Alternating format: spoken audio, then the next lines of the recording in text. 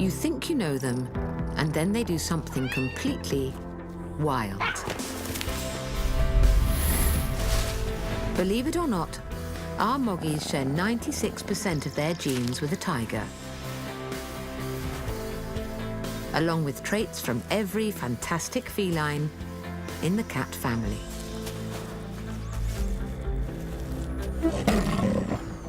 So why did one of the world's deadliest predators swap wilderness for suburbia?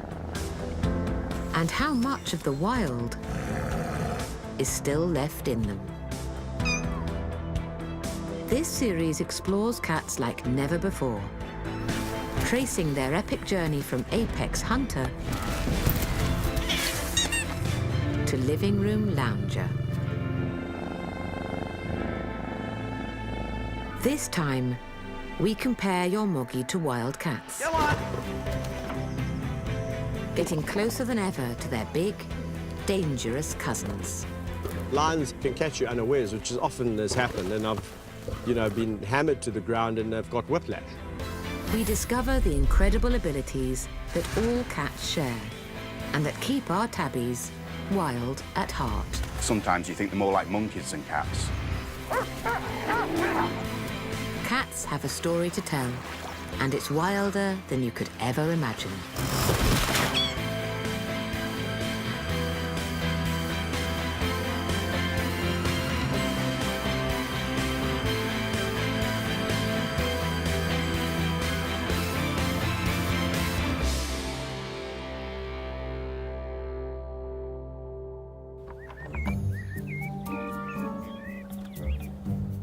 A recent study discovered our cats have similar personalities to African lions.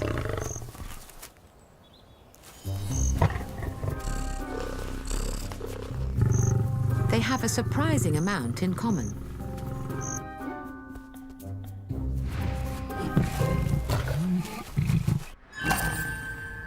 Including a killer instinct.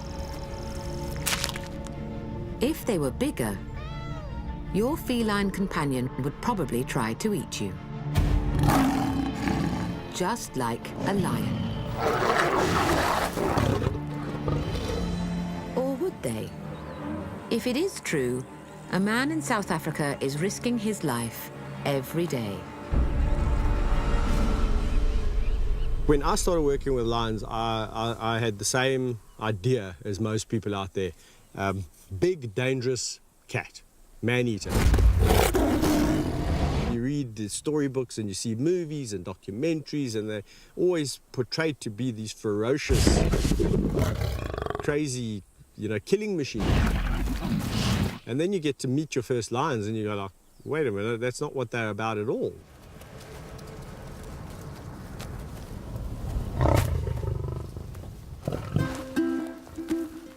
They're actually super friendly, super nice.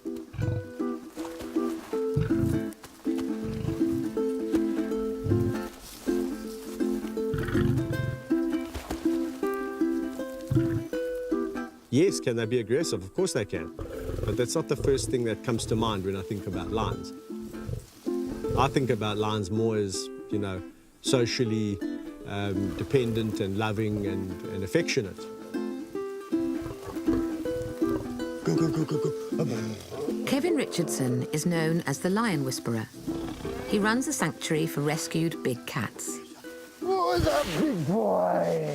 It's estimated that lions attack 700 people every year, but Kevin believes he has a loving bond with them.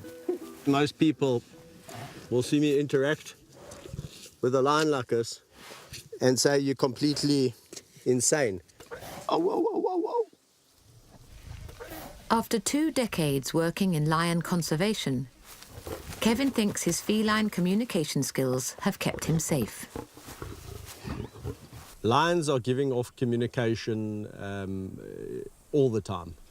Anatomically, you just need to sit and look at a lion for long enough and know a little bit about the behavior and be tuned in. Because I notice with a lot of people, they come up to an animal and I can see immediately this lion's starting to get irritated. And it's the little telltale signs. The tail starts to just do a little twitch. Just a rhythmic twitch at the end. Nothing major. Or the ears go back a bit, or you see them bristle, or you see them yawn. Going, look at my teeth. You starting to come into my space. I don't want you there. Just little subtleties. People over the top of their head. They don't even know, oh, look, the lion's talking to me, or it loves me, or whatever. And I'm like, no, that lion doesn't love you. You're actually irritating it because you're in its space. Lions are always giving off signs.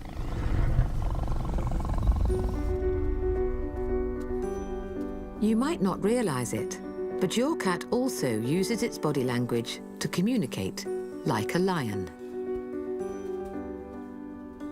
They have fewer facial muscles than humans or dogs, which is why they sometimes look emotionless.